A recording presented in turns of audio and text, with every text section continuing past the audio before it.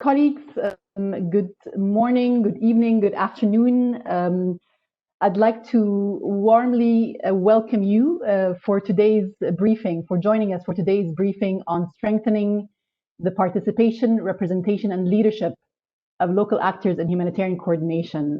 Again, for the colleagues that do not know me, my name is Mervet Shilbaya, and I'm heading the Interagency Standing Committee Secretariat. And I'm really delighted to be hosting today's briefing on this important issue. Perhaps before getting started, a few housekeeping points that I'm sure most of the colleagues are aware of now that we've been doing a lot of the virtual meetings and webinars over the last almost 10 or 11 months now. But as an FYI, of course, this briefing is going to be for over 90 minutes.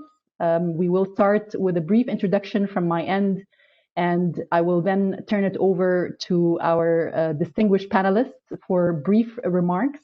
And then, of course, we will open the floor for questions and comments from the colleagues that were able to join us today. Please use that also as an opportunity. We would love to hear from you in terms of, again, best practices, lessons learned, guidance from your end in terms of how we can ensure that we progress on the localization agenda. So this is really an opportunity to hear from you as well. Please, we do use the chat box. I do not believe that there is an opportunity in the current setting for colleagues to raise their hands and speak through this platform, but we will capture your comments or your questions in the chat box, and we will channel the questions to the panelists accordingly. This session will be recorded, so you'll have the chance to see it or also forward it to the colleagues that were not able to join us today. Once again, thanks again for joining. And I'd like to first start by welcoming our panelists, starting with Ahmed Abdinasir, who's the Deputy Director and Head of Programs for Save Somalia Women and Children. Ahmed is also the chair of the Localization Working Group under the Somali NGO Consortium, which brings together NGOs in Somalia to push the localization agenda as well as the grand bargain commitments forward. I'm also very, very pleased to be joined today by the dear colleague and friend, Mark Katz, who's the current Deputy Regional Humanitarian Coordinator for the Syria crisis. Mark is not new to many of the colleagues online. He's managed complex humanitarian and development programs in conflict and post-conflict settings for over 30 years. He held senior positions in a range of countries and territories facing conflict and instability, including in Afghanistan, Eritrea, Ethiopia, Iraq, Myanmar, and many, many more. I'm also very pleased that we're joined today by Divine Arrey, who's a humanitarian affairs officer with the Office for the Coordination of Humanitarian Affairs in Cameroon. Divine has over 9 years of progressive humanitarian experience, with about 7 years in the eastern region of Cameroon, providing assistance to refugees from the Central African Republic. He contributes to efforts to establish coordination structures in northwest and southwest regions of Cameroon, and serves as a liaison between local governments, local organizations, government institutions, and the IASC's coordination structures on the ground. So great to have Divine online as well. And last, but definitely not least, Stella Ogunlade is the chief of the NGO and civil society unit with UNHCR. She is also co-chair of the IASC's result group that is focusing on localization, a subgroup that's focusing on localization. She's a co-chair along with Nemo Hassan, who's the director of the Somali NGO Consortia. She has more than 15 years of experience with UNHCR in protection, as well as cluster coordination and interagency coordination, among many other areas. Again, welcome to all of our panelists. Thank you so much for making the time to join us today. Please do feel to turn on your cameras. I would welcome the panelists to turn on their cameras, but I would ask the audience or participants, please, if you can keep the cameras off, just to make sure that we don't face any connection problems or bandwidth issues.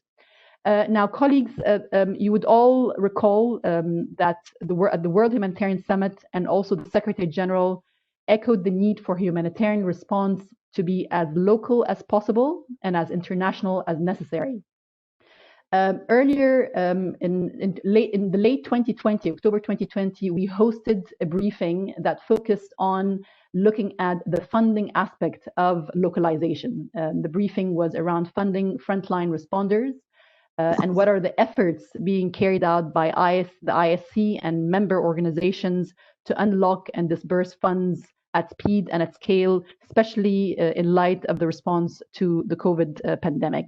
Now, this session or this briefing really looks at another aspect of localization, a critical aspect of localization, which is really looking at representation and meaningful participation of local actors and national NGOs in the humanitarian response and humanitarian action on the ground. We would all attest to the fact that over the years, there has been progress. There has been progress over the years on the localization agenda.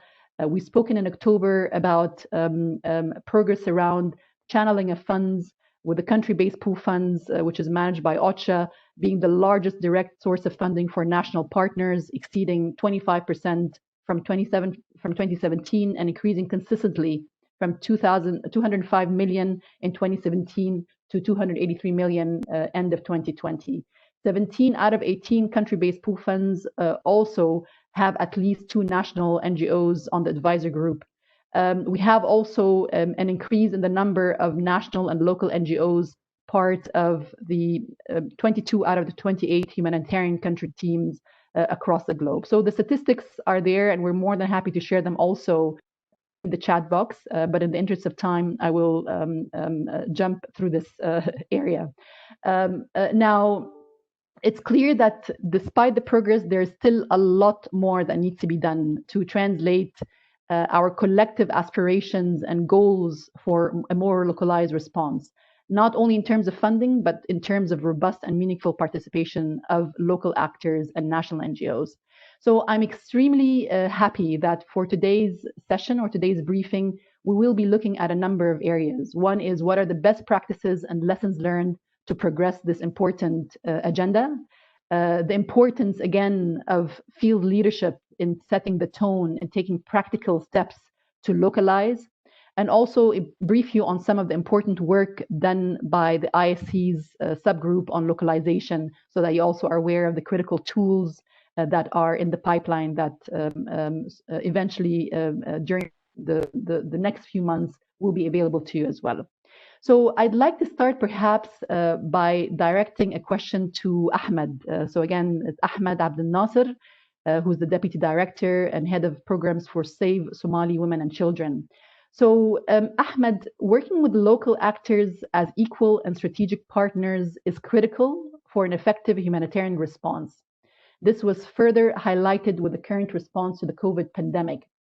So from your experience, what are some of the opportunities, challenges, and best practices in translating localization to action? Would be great to hear from you, Ahmed. Over to you. Thank you very much, Shelba, for the introduction. To start with, maybe before I jump into the opportunities and the challenges that we face in advancing the localization agenda in respective countries, let me first start with what localization is to us as local actors that are on the ground. To me, localization means to have local actors that are empowered, that can improve the effectiveness of the humanitarian agenda of the country with reference to inclusivity at all levels. And when I say this, I mean such an inclusivity will bring the humanitarian or development agenda of any country to allow us to have greater localized effort, since local actors are the first responders of all kinds of emergencies that exist within these countries. And in short, is to have more decision making from the local actors, to have more capacity to local actors, and to have more funds to local actors, and more locally led coordination platforms within the respective countries that are pushing the localization agenda, and I believe this is the whole world. Currently, of course, there are a lot of opportunities as actors who are hugely investing and putting a lot of time in achieving the localization agenda. First, there are platforms, there are existing platforms that is purposely established to advance the localization agenda. And these platforms is actually the basis for advancing the localization agenda within these countries. Like in my country, we have the localization working group, which is quite new, but at the same time working and pushing the localization agenda. We also have the localization task force within the country, and this brings together donors, UN agencies, INGOs, local actors, and the working group that I talked about currently is an opportunity that brings together the INGOs and the local NGOs, which is an umbrella of the NGO consortium within the country. These are opportunities that are in front of us that we can always capitalize, bringing together these groups to advance this agenda. Of course, there are many other reasons why we meet, but this is one of them. It also gives us the opportunity to keep the discussion on localization alive at all times. This is not something that we can say should be achieved within a specific period of time, but keeping this discussion alive throughout is also one opportunity that we are given by these platforms. Another opportunity is the coordination and decision-making platforms that exist within the countries. For instance, there is the Humanitarian Country Team, which is a very powerful platform that determines the humanitarian needs of the country, which basically is an opportunity that is given to those who are pushing the localization agenda in terms of participating, whether they are a member of that platform, whether they are to contribute to this platform, so that the decisions that happens within the country is usually shaped. So these are this is just one example. There's the in my country, there's the Somali Humanitarian Fund or the UN Pool Fund that exists in other country. As you mentioned from your beginning, from your opening remarks, that at least we are progressing well, and we have representatives, local representatives in these platforms, and this is a good gesture and a good opportunity for us to advance our agenda.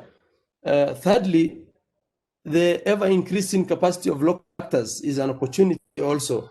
And as we see in many countries and in many contexts, we see local actors who have the capacity to advance the localization agenda and at least claiming, their spaces within these decision-making platforms and bringing together both local and international actors to advance this agenda. So there are very many platforms that we are leading, and we are also co-leading as well. So these are some of the opportunities that we have. And another opportunity is the existence of the international agreements. For instance, the Grand Bargain Commitment, there's the Agenda for Humanity, then there's the Charter for Change. All these are avenues that allows the localization agenda to be pushed within the context that we are working in. And this has allowed us to have, a work stream that is dedicated to localization, like the Grand Bargain, one of the work streams that is dedicated to push the localization agenda. And these are platforms that many are also, utilizing to ensure that the localization agenda is achieved. For instance, we as a country, we are, as you mentioned, Nima is the co-chair of this working stream, localization work stream group. Then there is recently we have been nominated to push the localization work stream country dialogue. And this is, a platform that came with this international agreement, and it's an opportunity I think many can utilize. Other than having, apart from having those coordination mechanisms that many can, use it, and it has been a very good practice and I say best practice within our country, because before these opportunities came out, there was literally no discussion about localization, and this is an opportunity I think many can use to advance the localization agenda. However, I cannot, finish this by not mentioning maybe the challenges that we face, in what we are doing on the ground. You are all aware that, localization really depends on many stakeholders coming together and achieving a common goal. This is very difficult, and bringing together, coordinating, and having network is difficult, and we have proved that this is difficult even in other fields, not only the localization, but the localization has a unique characteristics, because it's pushing an agenda whose maybe those who committed to sometimes are not 100% fully on board, despite having committed to this call. So these are some of the challenges that we have on ground, and we are well aware that many that are signatories to the grand bargaining commitments are not fully committed on the ground, and this some of the just minor indicators that we could see that this is working could have been at least improving the percentage of funds that goes to local actors at least to 25%, which we have not yet achieved, and that shows a lot on how our commitment levels are, and also not only in terms of funding, but adhering to the principles of partnership, which could have helped maybe the localization agenda to reach somewhere, is also lagging behind. And apart from that, there are also limited capacities of local actors, whether it's local government administrations or local organizations. The capacity to advance their voices, to hold each other's accountable, and also to others accountable. So these are some of the challenges that are on ground. And lastly, but not the least, maybe the inability of many actors not able to transfer powers to local actors. It's there's some kind of competition and challenges, because there is still that status quo that remains, that power is to some groups, and still we face those challenges. It's very difficult. This is not a one-day event. It's not a one-year event. It will going to take some time. But what is important is to have this discussion go on and on and on. Over to you. Thank you very much. Brilliant. Thank you so much, Ahmed. And you've highlighted obviously a number of critical points, and yourself as a leader of a critical NGO consortia on the ground, and hearing your voices and the perspectives and experiences of local NGOs in terms of capacity, but also in terms of also the power dynamics with international actors, and the constant push and advocacy to make sure that local actors are in the hem and leading and coordinating and engaging meaningfully in the various coordination structures on the ground is absolutely well copied. I liked what you said also in the beginning, which is local actors. Localization implies local actors that are empowered around decision making, around funds, receiving the required amount of funds to be able to respond effectively, around capacity, and I would say sharing of capacity. So it's obviously internationals learning from local actors and vice versa. So so maybe perhaps with that, and especially as we speak about the power dynamics, this is really a good opportunity to turn to Mark. Mark Katz, again, colleagues, is the Deputy Regional Humanitarian Coordinator for the Syria crisis.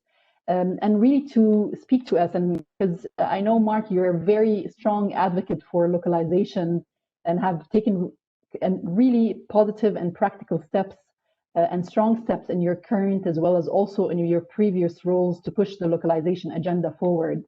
So can you speak to us about the important role that leaders on the ground need to take to signal the importance of delivering on this important agenda, and also shed some light, if possible, on some of these practical steps that you have taken and the good practices on how localization can be achieved. Over to you, please, Mark. Thank you. Thanks, Marvat. Thanks for inviting me to this seminar today. I think, Ahmed has already explained very well how central local organizations are to humanitarian response in almost all of the big humanitarian emergencies in the world today. And, I think what leaders need to do is not to try to promote localization as if it is something that we can make happen. What leaders need to do is to recognize localization has already happened. It's happened over the last 20, 30 years that civil society in most of the countries where we work is now very developed, and there are, there are very impressive civil society communities in many of these countries. Not all of them. I mean, it varies from country to country, because in some countries, governments make it very difficult for local organizations to thrive and to work. So it is different from place to place. But generally, we need to recognize that in all the big emergencies, it is the local people, the local communities, the local organizations who are the frontline responders and who are the main responders. I work in the Syria operation, and I'm responsible mainly for the very difficult area in Idlib and the northwest, which is controlled by armed groups. It's the non-government area. In that area, there are 15,000 humanitarian workers. Every single one of them is Syrian. So our job as a humanitarian community is to support Syrians who are helping other Syrians. The localization in many of these countries, it has already happened. So it's not a question of us kind of inviting them to join our meetings. In many ways, we should be joining their meetings. We need to adapt to them.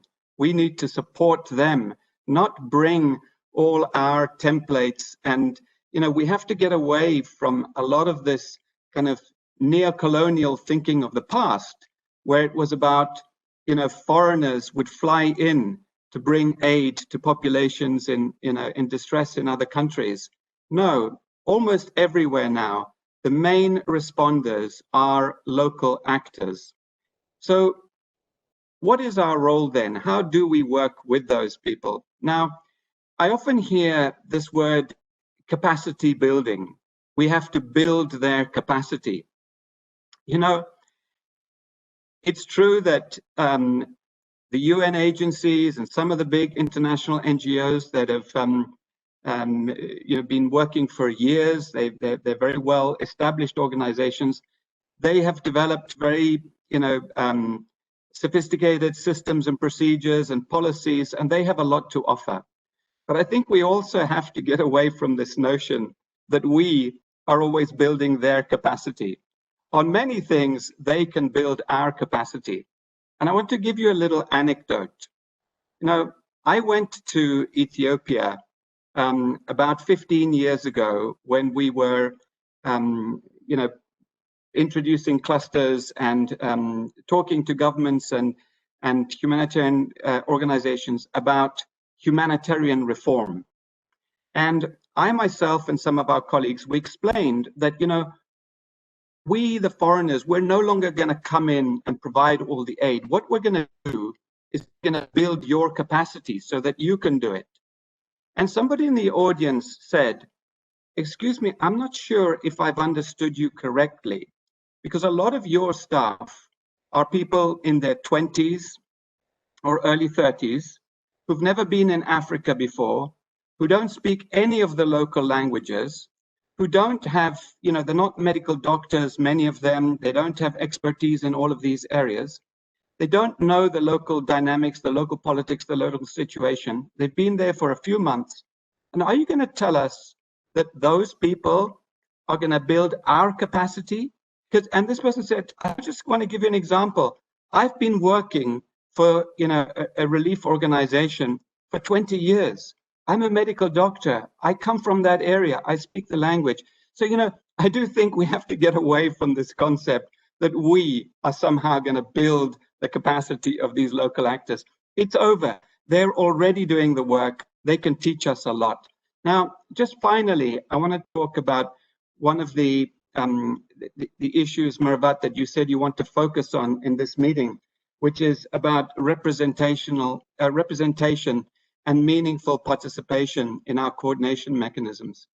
For Northwest Syria, when I arrived in this operation just over 2 years ago, the setup was pretty normal. You have a coordination body in which only a very small number of people are from the affected area. So basically, it's foreigners talking to foreigners. And not only that, but almost all of the participants in the meeting were men, because most of the Syrian organizations are headed by men. And interestingly, a lot of the international NGOs and UN agencies are also headed by men. What we've done very recently is, we have enlarged our humanitarian team in order to ensure that we have 50-50 representation of men and women. And that's where we are right now. Even though probably 90% of the heads of the local NGOs and INGOs and UN agencies in our area are men. But instead of having 90% of the people around the table are men, we have said, right, we will have the representation of those organizations, but we will also give additional seats to capable, dynamic women leaders in the community, because they're already there. You don't have to, they might not be the CEO, they might not be the head of the organization. They are there and they are doing a lot of the work, if not most of the work. They're there. And the men, this business is still very male dominated, very white male dominated in many countries. And, we men need to share our platform. There must be equal representation of men and women in these meetings. It cannot be any other way, particularly when we know that the people we are serving, 80% of them are women and children. So we've done it. It can be done. It can be done in all of these countries. And not only that, but in our main coordination body, about a third of the people now in that group are Syrians. And that's the way it should be. It cannot just be a body of foreigners talking to foreigners, deciding how things should be done in someone else's country. It can be done. And, I hope we're going to see many more countries doing that. We must have local actors round the table. We must have proper gender balance in our, in our coordination bodies. So I'll leave it there, Mervat, and back to you. Brilliant. Thank you so much, Mark. And I can see already from the comments in the chat box, a lot of support and echoing the points that you've made around the need to decolonize aid, around the fact that localization has happened many years ago, and the need to really turn the power dynamics and the engagement, instead of, again, them joining us, it's more us joining them, if I can say it in very simplistic terms. And again, points that were also echoed by colleagues in the chat box around the need to share capacities rather than build capacities. So really, really great points. And of course, the final, the gender dimension and some of the creative ways, Mark, that you have taken also in the Syria context to ensure that women-led organizations and local women, Syrian women are part, of course, of the decision-making power and structure that is currently in place to lead the response. So thanks again, Mark, for these thoughts. And this is a really good leeway also to turn to Divine. And Divine Arrey colleagues is a humanitarian affairs officer with an OCHA office in Cameroon. Again, a lot of experience in terms of engaging with local actors, local authorities, and it would be great to hear from you, Divine. Again, what are some of the practical steps that you have indeed carried out this bridging and that liaison role to make sure that, again, we achieve this meaningful participation of local actors and engagement with local actors that we're all aiming for. Over to you, Divine, please. Divine, if you can just unmute, please. Yeah, thank you, Mevat. Hello, everyone. Indeed, local actors are the foundation of most of the humanitarian response, especially in conflict context, and it is indeed the situation in Cameroon. In Cameroon, over 90% of the respondents are local actors, and they have been there even before the crisis started. They are there presently, and certainly they'll be there after the crisis. The response in the southwest of Cameroon, where I am, is relatively new response. It started just over 2 years ago in 2018, and indeed the successes we have recorded, it is thanks to the implication of local actors. It is thanks to the resources we could pull from them. When we started the response, one of the things we had to do, of course, was to put in place coordination structures to make sure that everything is done in a structured way. And rather than having a coordination structure which is only for UN agencies, only for international organizations, we made sure that local actors have equal rights, equal participation in the structures that have been put in place. So if you look at the Humanitarian Coordination Forum meetings, if you look at the cluster meetings, a majority of the partners there are local actors, and indeed they are playing a leadership role. In 2019, based on the high staff turnover, we have recommended to cluster coordinators to see how they could have co-leads, and because of the implication of local actors, today we have 2 clusters that have local partners as co-lead. That is the health cluster and the nutrition cluster. It's true that it's only 2, but we think that is a good achievement in building confidence and ensuring that local actors are actually part of the coordination structure. The other thing we have tried to do is to make sure that those local actors who are far away from the regional capital and cannot take part in coordination meetings because of either distance and most especially the risk of traveling from the hard-to-reach areas to the regional capital, we make sure that we establish field coordination meetings in those locations. So instead of them traveling to come to the regional headquarters, we go there because we have more resources, we have AVs, and the risk of us being caught in crossfires is very, very reduced.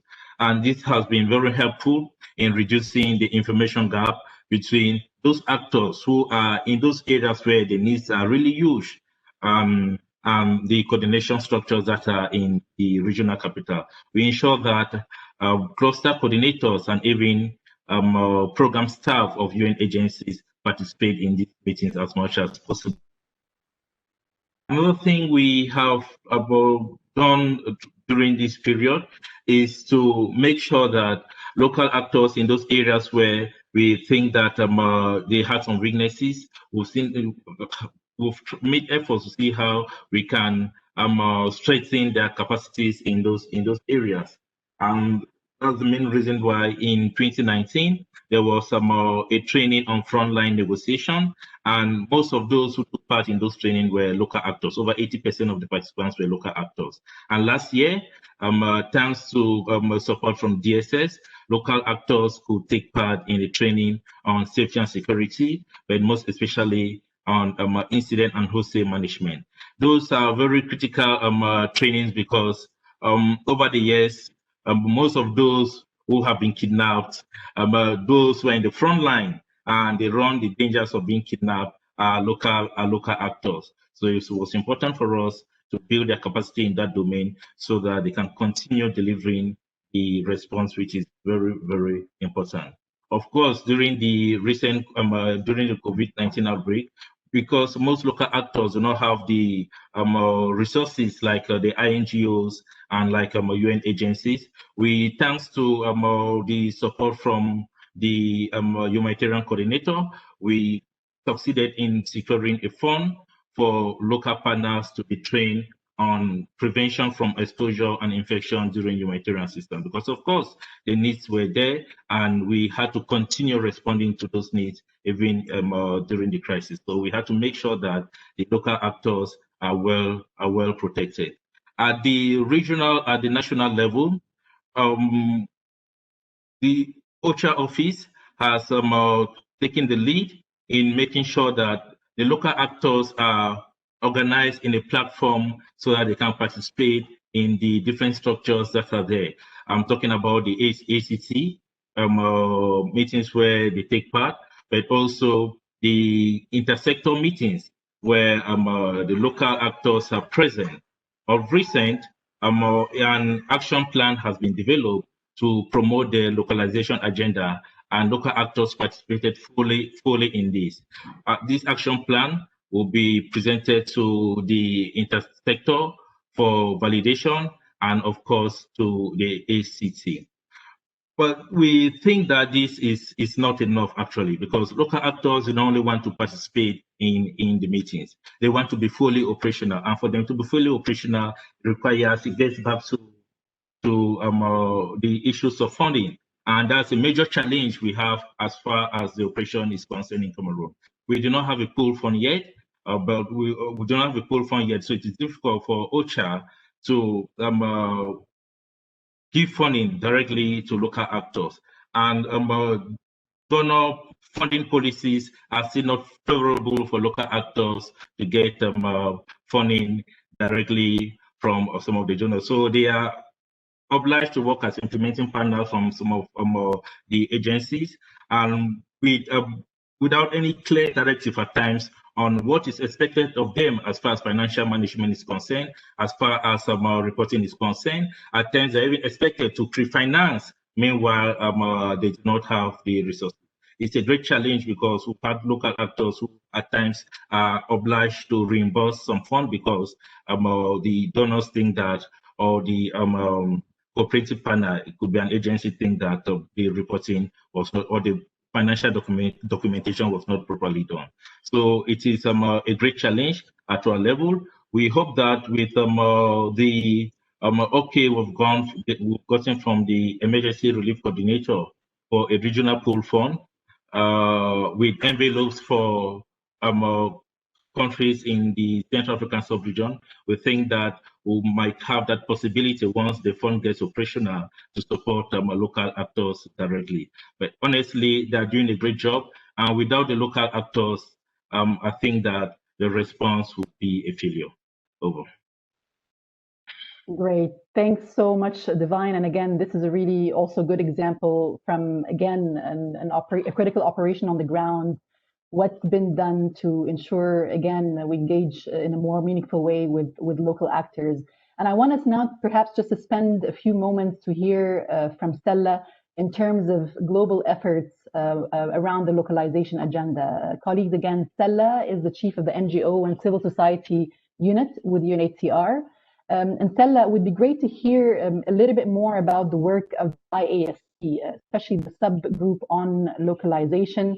Again, starting with a visual on the recently launched guidance on localization, especially in response to the COVID crisis, but also what is in the pipeline in terms of tools and support that can be done to make sure that we support colleagues on the ground to achieve this in a systematic way. For the audience, I want to also take this opportunity to invite you in the chat box to highlight any lessons learned, feedback on the guidelines that were launched, because of course we're all here to listen and learn and make sure that we adapt guidance and policies that we're developing at the global level to meet the needs on the ground, and and of course be informed by how you've been able to utilize these tools. So with that, over to you, Stella. Thank you very much, Mervat. I would like maybe just start to give a quick overview on the background of the group, just for those of you who maybe haven't heard of it yet. This subgroup was established by the Results Group 1 on operational response early last year, with the objective to really look at how we can better operationalize localization, which means also how can we increase the meaningful participation of national and local organizations in coordination structures. It was originally co-chaired by UNICEF and EFRC, and then in autumn last year, I took over together with Nimo Hassam, who is the director of the Somali NGO Consortium. And we have members that are representatives of different UN agencies, of clusters, but also NGOs, NGO consortia, and so forth. Next, please. The first thing that we were looking at when we took over this chairmanship is actually we looked at the membership, and we realized that we are all international actors. So speaking and working on localization without actually having national NGOs on board is a bit difficult. So we decided that we would develop some criteria and process to select some NGOs that could join us, with the aim to have 50% of representation of local NGOs.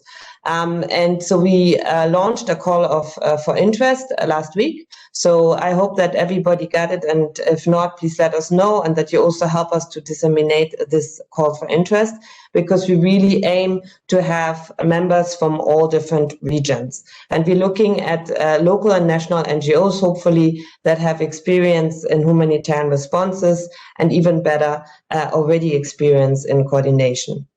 Now, the second or the main task that we were given or inherited also from our predecessors was a very advanced draft on a framework that should support the collaboration of humanitarian actors and local governments. So it's not about NGOs or civil society actors, it's really about local governments. How can we work better in our humanitarian preparedness, response, and recovery? It was developed by the Global Alliance for Urban Crisis, which is an alliance that was established or launched in 2016 at the World Humanitarian Summit, and equally has members of different UN agencies and NGOs.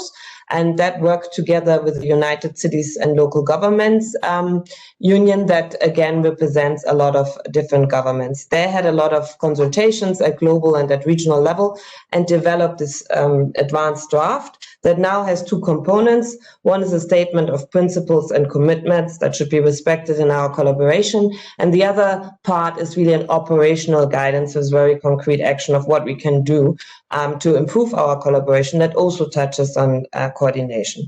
And we hope that this advanced draft that has now been shared with the RG1 co-chairs for clearance will be adapted also by the IASC, and hopefully before the Great Bargain high-level meeting in July this year. Next. The second task that we've been working on and that's been given to us by OPAC was to establish an information repository on localization. So here the idea is really to have a platform that gives access to everybody, so not only IASC members, but really also local, national, civil society actors, women-led groups, and so forth, on good practices, guidance, policies, case studies, and so forth, and any kind of initiatives that exist that relates to this topic. So therefore, to make it accessible to everybody, we decided to use the Relief web. It has not been launched yet, but we will do so in the next couple of weeks. We have the structures ready and we have collected a lot of information. But if you have also information that you think should be on there, we would really appreciate it if you can share it with us. And I think I've heard already from Mark, Ahmed, and Divine quite a lot of good practices that I think we would love to have more information to share it on this platform. Next. So then we come to the work that probably takes most of our time and effort right now, and that is the development of guidance on meaningful participation of local and national civil society actors in IASC coordination structures. So like the title says, here's the aim really to increase the participation and to make it more meaningful. So we have developed a first draft that in my view is relatively short. It has 8 pages. It covers different areas such as participation, leadership, but also, of course, the participation in the whole humanitarian planning process, so from preparedness over to response and the nexus, and that includes the humanitarian needs assessments and humanitarian response plans.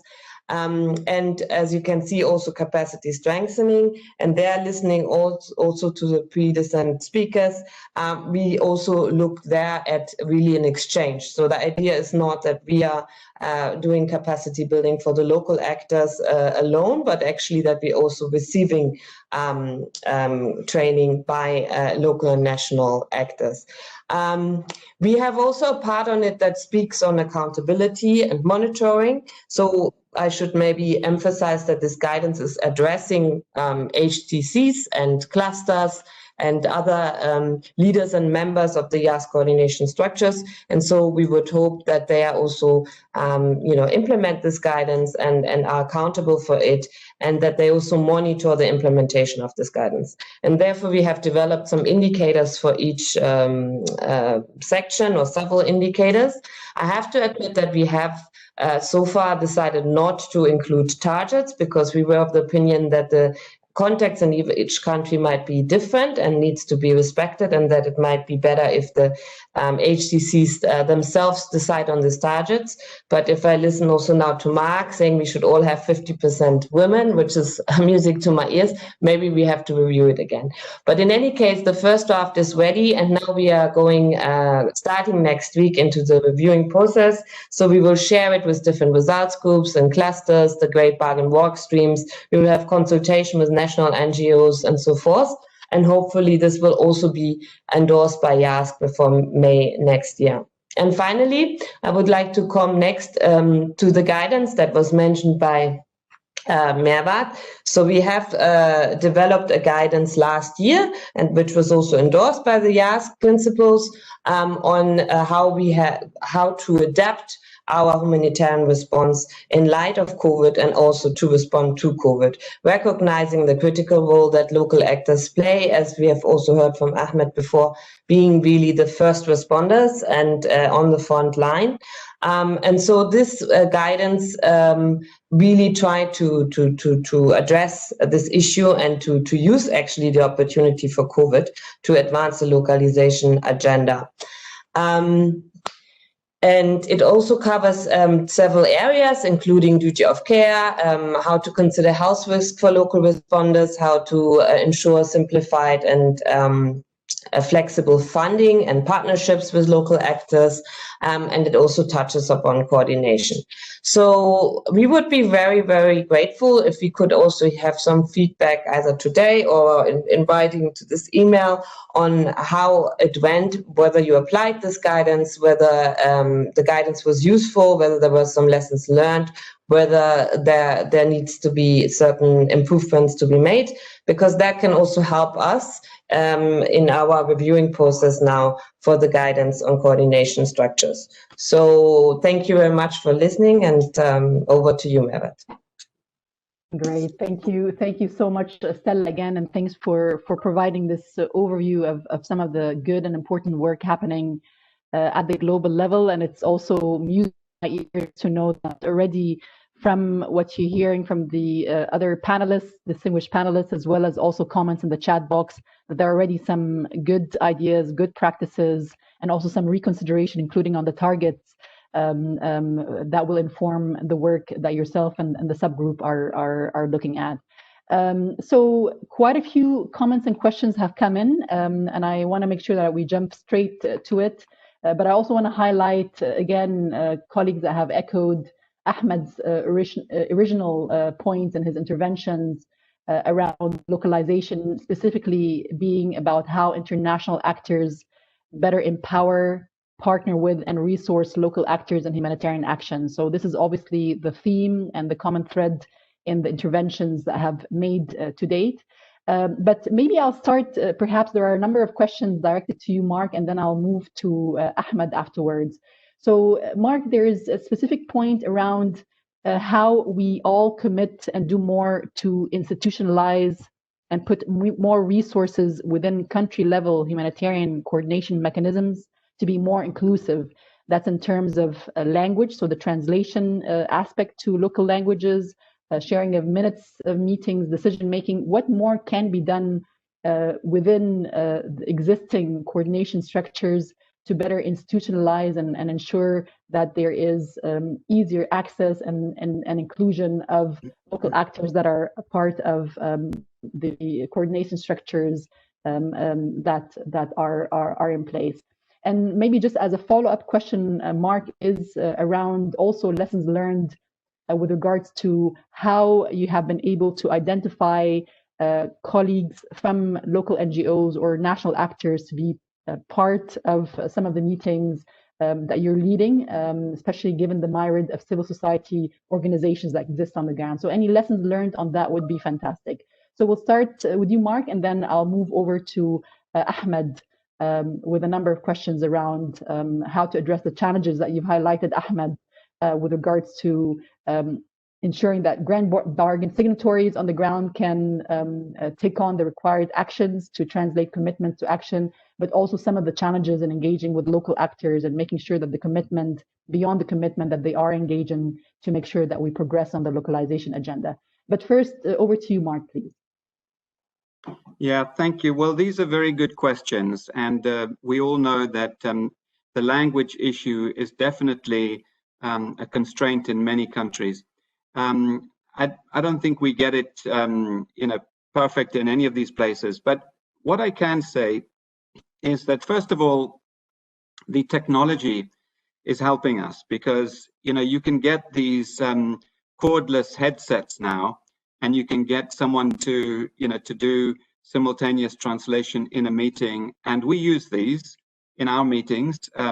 Those that don't speak English are welcome to the meetings. We don't do it as well as we should do. Those translation services are provided for most of the big meetings, but not all of the meetings. So we're also struggling, and we can do better. But there are, in our coordination room, we have a translation booth, because, in coordination, that is considered to be an essential part of what we do. We also need to ensure that our main coordination rooms have proper access facilities for people with disabilities. It's absolutely unacceptable if any of us have coordination rooms that some people cannot attend because a wheelchair cannot get there. I mean, we have to ensure that people with disabilities, and of course that's not only people in wheelchairs, but we do need to kind of plan these things in our meetings to ensure that there is proper inclusivity. Some of our meetings are held in Arabic only with English translation, but most of them are English meetings with Arabic translation. But also nowadays with the online meetings, you can also have meetings where colleagues can attend online, and they might have their own interpreters that can interpret for them. I really don't have all the answers, but I think in this day and age, we can overcome that because the technology is there. Often you've got people who are capable at doing the simultaneous translation, and we just need to invest in it. We must make sure there's a budget for that, and we prioritize this. Then the question about how did we select people to represent the different communities. Basically, you know, again, I'm not saying what we did was done perfectly. It probably wasn't, because we rushed it, because I didn't want to wait any longer. I didn't want to give anyone an excuse to say we can do this perfectly after 1 year. No, we can do it immediately. And we did do it rather quickly. But we basically asked the different constituencies to select people themselves. So the INGOs had to select an equal number of men and women. The national NGOs, we have an equal number of men and women, and they organized their own voting system and so forth.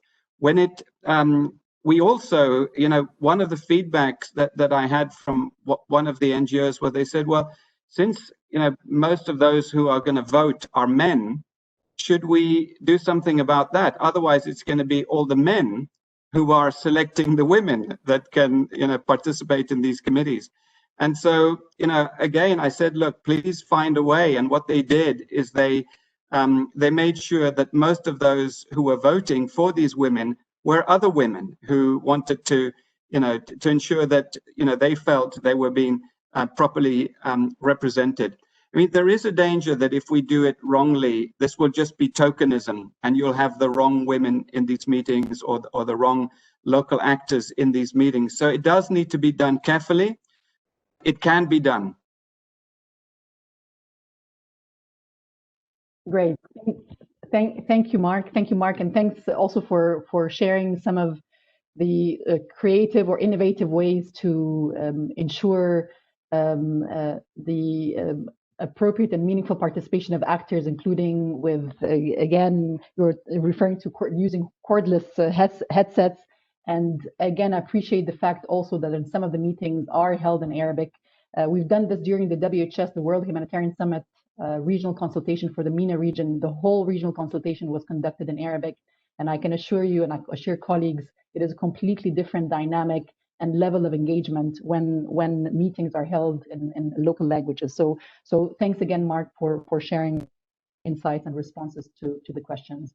Let me perhaps move now to Ahmed, and colleague Dawoodi Thamer had asked for your advice on how we can overcome the challenges that you've mentioned in your initial interventions, specifically around, again, the multiplicity, of course, of local actors, and how you can ensure the required coordination or coherence of the engagement of local actors in the response, but also any advice with regard to, again, what you're seeing. You mentioned that the grand bargaining signatories, there are challenges in seeing them translate the commitments that they've made at the global level to changes on the ground. So any insights, Ahmed, that you can share on these 2 points would be greatly appreciated. And then we will move to Divine to respond to a question from Michael Hayden on how do we make sure that national and local NGO forums and platforms that present local actors have support to better represent themselves in HCTs and clusters. So any of your experiences in your liaison and bridging role to engage local actors on the ground would be greatly appreciated in your response. But first, over to you, Ahmed. Thank you. Very much, Shelba, and thank you very much for the wonderful questions. Other than mentioning the challenges, there are answers in the opportunities that I mentioned, which is what I will briefly talk about. If we want to ensure that these challenges are countered, and maybe we overcome these challenges with various measures, is to continue having this discussion and convincing the signatories to have the goodwill that is required. Of course, there is a lot of talk, but little action. So, and that is what we are exactly doing now. We are putting a lot of emphasis in having this discussion around the country and globally. This way, I think people will realize that there is need to commit to. Of course, there's nobody who doesn't agree with us that localization is important. But what we are lacking is the practicality of achieving the localization agenda.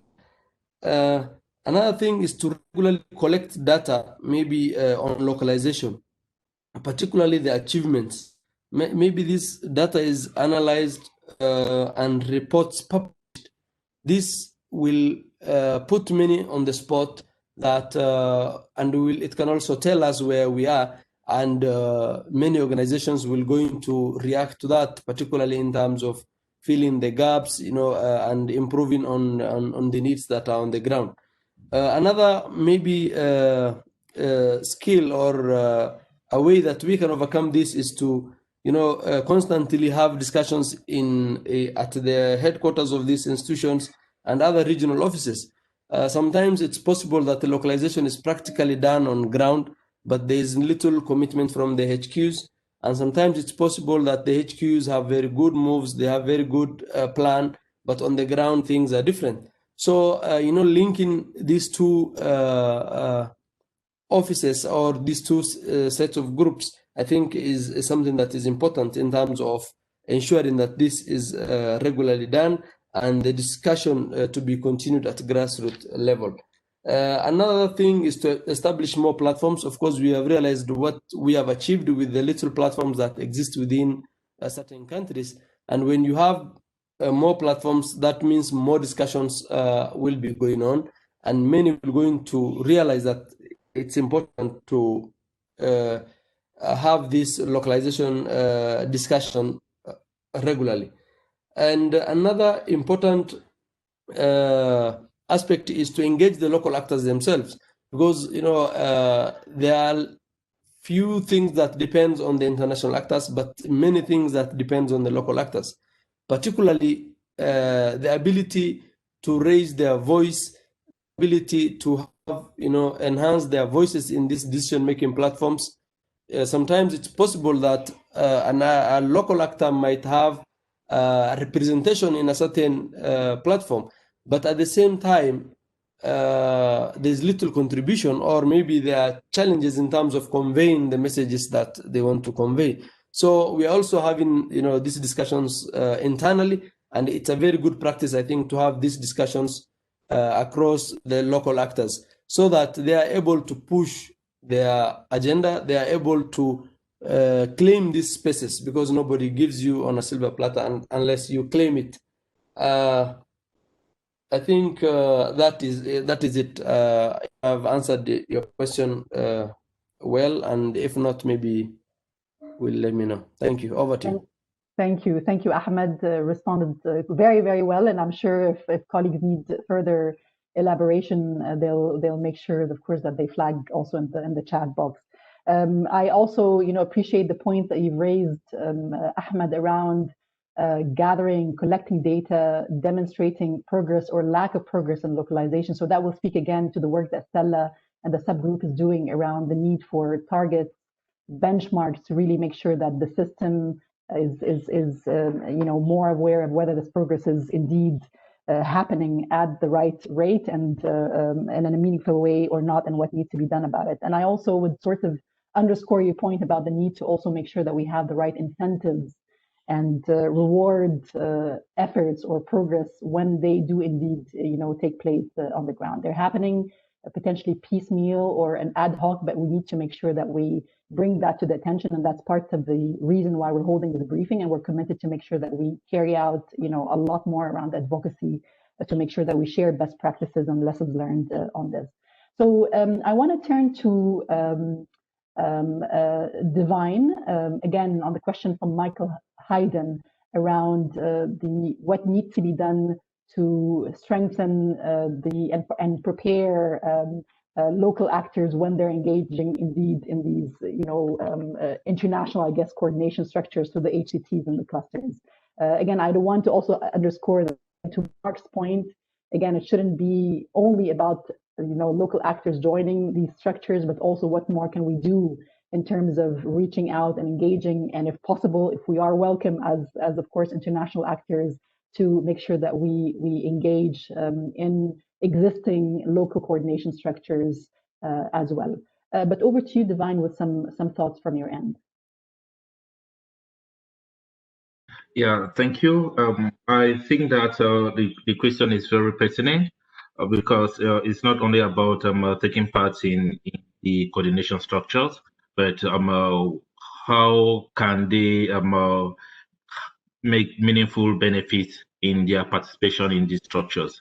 And I think that one of the things which is very important is, first of all, to make sure that local actors are well organized, and certainly they should have a coordination body, because if they are not organized and they don't have a coordination body, it will be difficult for them to be part of any of these platforms. When they are in these platforms, what is important is for them to make sure that their voice is being heard. They are not just there as observers, they are active participants, and it's important that whenever there are discussions, they take part fully in these discussions. At the level of Cameroon, the local actors had organized themselves into a coordination unit, and actually they are taking part fully in the different structures that have been put in place, the ACT, the intersector, and other coordination structures that have been put in place. And it is thanks to their presence in these structures that today, I think discussions, even at the level of the intersector, we have discussions on localization. And these bodies were present in the discussions that were held to come up with an action plan. But what is very important is not to sit around at the ACT with UN agencies, with NGOs, with cluster coordinators, but to make sure that the donors are present, because this discussion, we are supposed to involve even the donors in the discussion. The major challenge they have is the fact that donors think they don't have the capacity to manage the funds that are put in their disposal. They don't have the capacity to report, do good financial reports. So if we have a platform where even donors are present, then the local actors could actually engage with them to know where are those areas you think we have for weaknesses, and how can funds be allocated so that we strengthen the capacity of these actors. Because without them, honestly, not much can be achieved. So it is very important that apart from the platforms that exist presently, we see how we could create a platform that puts the local actors, everybody on the same table with donors, so that they could actually exchange to identify those areas where there are weaknesses and the steps as barrier, and what can be done so that their capacity could be strengthened in those areas for them to benefit funding, as equal partners like the INGOs and the other UN agencies. Thank you. Thank you, Divine. I'm conscious that we have more minutes to go, and there's quite a few questions that are still in the pipeline. So maybe we'll just go straight to Stella in this case. Stella, there's a question from Christina Contini from WHO. How does the subgroup ensure the localization subgroup within the IASC ensure complementarity with the Grand Bargain Workstream 2 on localization? So any thoughts on that would be great. Meanwhile, I want to also flag a comment that's made by a colleague. Often when the empowered local actors speak up, they are being targeted and there is retaliation against them. So this is quite, of course, a critical point. And it leads me to a question, Mark, that I'd like to direct to you. One from Clovis. So one of the challenges that I did not hear, he was referring to the inclusion of state actors where political agenda are conflicting with organizations and humanitarian responders to hold standards and accountability. So any thoughts on the inclusion of state actors? And another part of that question is the fact that we should be careful, and this is from Pablo Medina, we should be careful that in advancing localization, we don't strengthen existing unfair local power dynamics. Any suggestions on how to avoid this would be great to hear your thoughts on that, Mark. So, but first I'd like to turn to Stella. Any thoughts on that engagement with the Grand Bargain workstream on localization or the participate? Yeah, please go ahead, Stella, please. Yeah, thanks, Mohamed. Yeah, it's a valid question. First of all, we have several members actually in the subgroup. I think at least 3 or 4 that are also part of the Great Bargain workstream, and they help us to build the synergies to let us know what's discussed in the meetings of the Great Bargain workstream and what we are doing. Secondly, we have actively actually reached out and had meetings with their leaders to further discuss what has been done, what is it that we can do together, and we're sharing also the work plan and other things that we are doing with them to have synergies. And then thirdly, when it comes now concretely to the coordination guidance which I said is right now really one of the priorities for the group right now. They will be part of the whole reviewing process. And not only that, actually the colleagues that have worked on the original draft reviewed a lot of the documents that they have already produced to ensure that we are not, just reinventing the wheel and copy and pasting, but really that we are focusing on the gaps that they are with a specific focus on coordination. And so it's not addressing, and maybe that's something that didn't come out clear in my presentation, it's not on funding, it is really on coordination. Over to you. Great, thank you. Thank you, Divine. Thank you, Stella, for your feedback. And without further ado, Mark, a couple of difficult, questions. I'm not sure if you can hear me and you are still online. Mark, if you can, there we go. So Mark, please, over to you, and let me know if I need to repeat the question. No, I did hear your question, and I'm still online, but I'm juggling a few things. I didn't really get time to gather my thoughts and questions, though. I think when it comes to inclusion of state actors,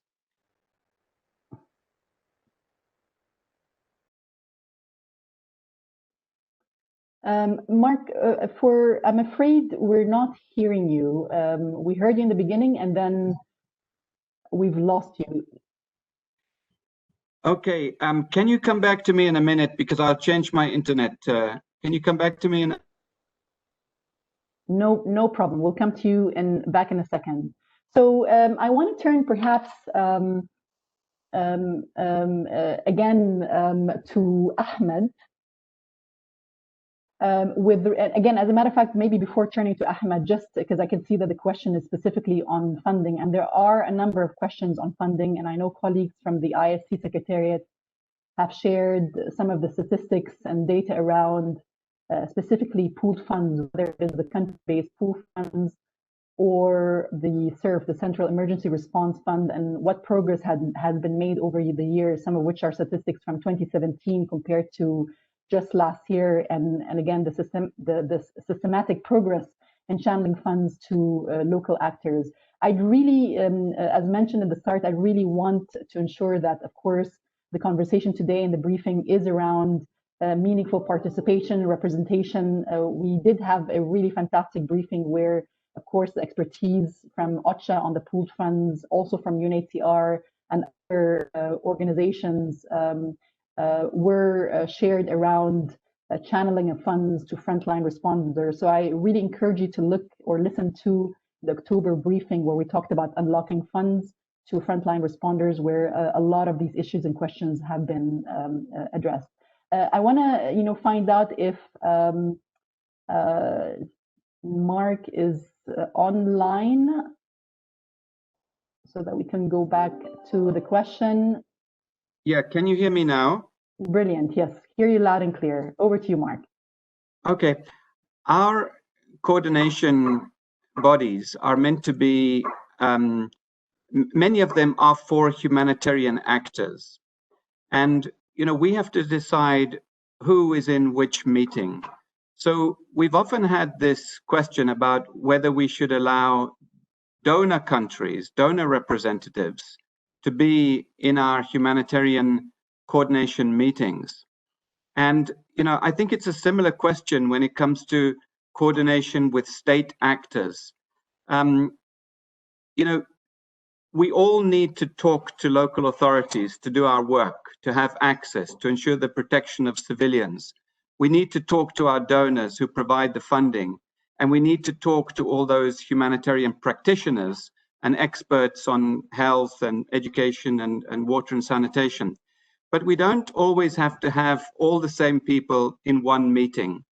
And, you know, I think in most of these humanitarian meetings, which are for discussion amongst humanitarians, you don't need the government in those meetings. You don't need local authorities in those meetings. But of course, you have to have separate engagement with them. So, yeah, I would just say, you know, it depends from case to case. And it's also very different sometimes. A conflict situation is obviously very different from the response to you know, a sudden disaster, if it's an earthquake or floods or a tsunami or some other kind of disaster. So, you know, I would just say case by case. And then there was another question about how to ensure that we're not strengthening and reinforcing unfair local power dynamics. I mean, that's an excellent question. And again, I think it's case by case. We have to go into all of this with our eyes open, particularly when we're working in conflict areas and places of, you know, places of conflict and instability. You know, there's no blueprint of how to do it, but I think one of the things we need to do more of is listen to local communities and you know, give them space to be part of that decision making, and not in an environment where they cannot speak. You know, local authorities in the same meeting, but it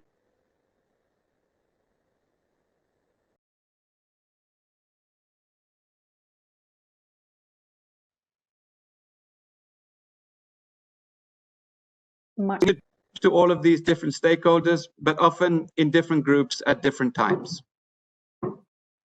Brilliant. Thank you so much, Mark. We have a little over 10 minutes to conclude this briefing and this session. So I'd like to perhaps just share a few highlights of today's discussions, and then hand the floor over to our wonderful panelists. Again, thank you so much to all of you for making the time to share your experiences. Thanks to all of those who were able to join us today for your insights, your questions, for sharing, again, good practices, being frank in terms of the challenges that we're facing on the ground.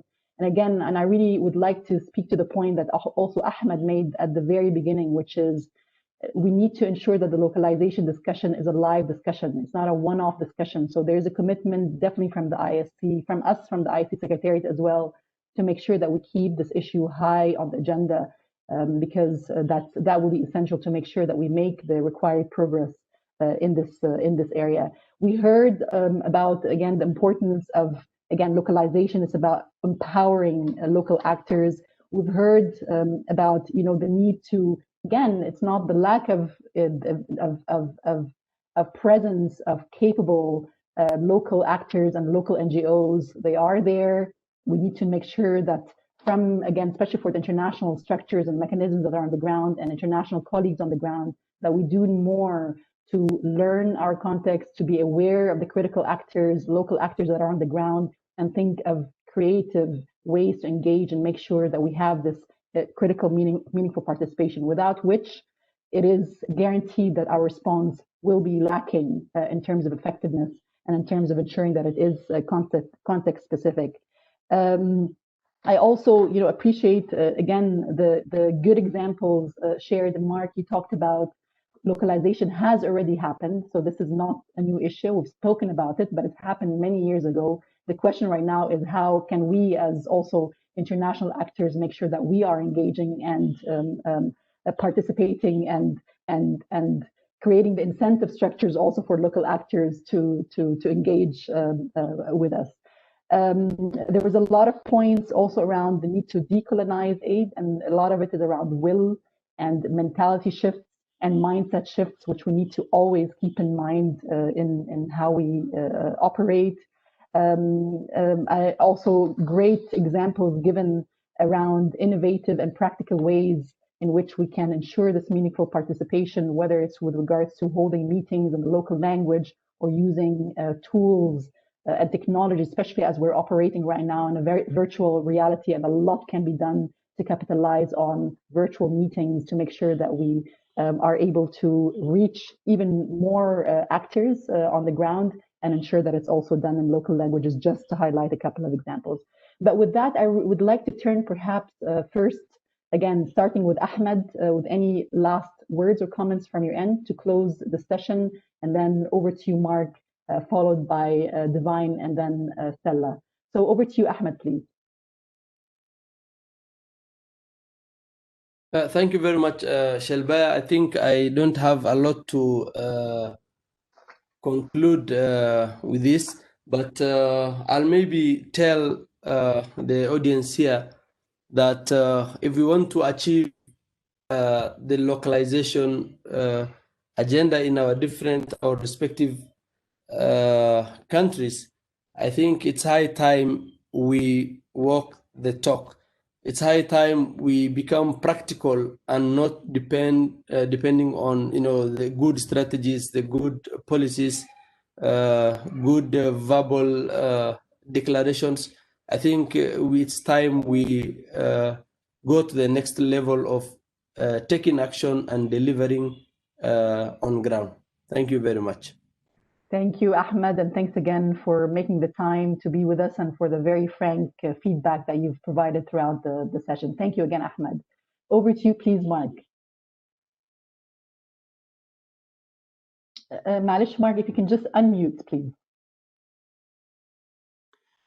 I think the fundamental point is that we need to move away from the old type of thinking of humanitarians come in and they bring the aid and they bring the solutions. And we need to move to a different concept of humanitarian action where it's all about helping local communities to help their own people. That's how we save lives these days, because we know that they are the ones who are doing most of the work. They are the ones who know what's best for their people, their families, their communities. And our work needs to be conceived of in that way. It's about helping local people to help their own communities in times of crisis. Excellent, excellent, Mark. And as you've mentioned, and other panelists also have mentioned, the responders, the first responders are actually local communities, and in some cases, affected communities. Not in some cases, in the majority of cases, in all cases, affected communities help each other first, and also host communities. So again, concluding with supporting local communities to help their own people is a really good way to conclude, Mark. So thank you so much again for your insights, for sharing your experiences, and also for the brilliant work that you're doing on the ground. Many, many thanks, Mark. And with that, I turn to Divine for your final concluding points as well. Yeah, thank you, Mevat. I'll conclude by saying that local actors have given so much as far as humanitarian response is concerned. And I think it is high time we think of giving back to them. Local actors have provided so much. Most of the reports we use, assessments, they use their little resources, and it's very useful in the work we do. However, we have not given enough to local actors, and what they need is about the resources to be fully operational, is the resources for them to respond to the needs that they identify during the assessment. It is really frustrating for local actors when they submit for the HRP, they submit projects, and at the end of the year, we can identify even a local actor who has benefited from funding from the HRP project. So I think that what we need to do is to see how we can give back to the local actor. Thank you. Thank you, Divine. If I may perhaps make a small disruption, because we do have a few more minutes to go, and I can see that Smruti Patel has raised this question a couple of times, and it's really an open question for all the panelists, whoever would like to come in to respond to this important question. It'd be good to hear on retaliation against local actors who are motivated and speak out. How do you deal with this situation? Any insights from some of our panelists online would be greatly appreciated before we actually give Stella the final word to conclude. Any volunteers?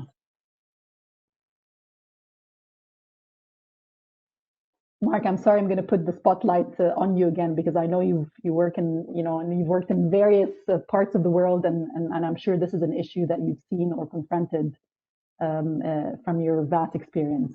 Perhaps over to you. Yeah, well, I think when we, focus on localization, we have to really start thinking about what are the risks that local actors face. We know that in northwest Syria, I said, I gave you the figure earlier, there are 15,000 humanitarian workers, and they're all Syrians.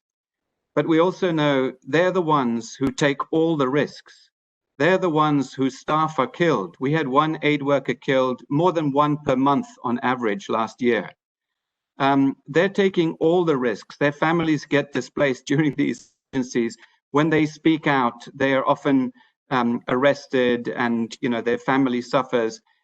We have to really build this into all of our thinking and planning. We recently, in our operation, we drew up a common duty of care framework for all humanitarians. One duty of care framework for UN, for INGOs, for national NGOs. We can share it with any of you who are interested, giving some kind of general guidance, because we need to ensure that all staff are properly trained, properly equipped. And we also have a common code of conduct for all humanitarian workers, and every one of them is expected to sign it, because we need to ensure that that they are well trained, that they understand humanitarian principles. They're backed up by their organizations, but their organizations also need to be able to back them up in dealing with local authorities. And some of it is not just waiting for the problems to happen. We also have to be reaching out to these humanitarian authorities. We need to be doing more training, sensitization about humanitarian principles with them. In our operation, we got more than 30 armed groups to sign a declaration of commitment and on humanitarian principles. So we have to also engage with the local authorities and change the culture, get more respect for humanitarian workers. But it's, we're always going to have problems. Humanitarian workers are still going to face risks and be killed in many emergencies. But we do need to, make it a big priority in our work to protect our humanitarian workers. Excellent, excellent. Thank you, Mark. Thank you, Mark. And maybe just with that, because I know we're up on the hour in a few seconds. Stella, any final inspiring words before we conclude? No, maybe just to say that I think the vision, of course, it's about helping them to help themselves, like I think Mark said, but I think it's also about equal partnerships and mutual respect. And I feel like we are going the right direction, but we still have some way to go. I think we need to, like we said before, help each other and guide each other on that way. And I do believe that there is some commitment to get there. And surely then we also need to always take stock of where we are and progress and so forth. And that brings me to my second point that I've mentioned before. We would be really also happy to get more feedback also from the field on what has been developed so far and what's going on and where are the challenges, because that again can help us also to develop guidance and to share lessons learned. Great. Thank you. Thank you again, Stella. Thank you, Ahmed.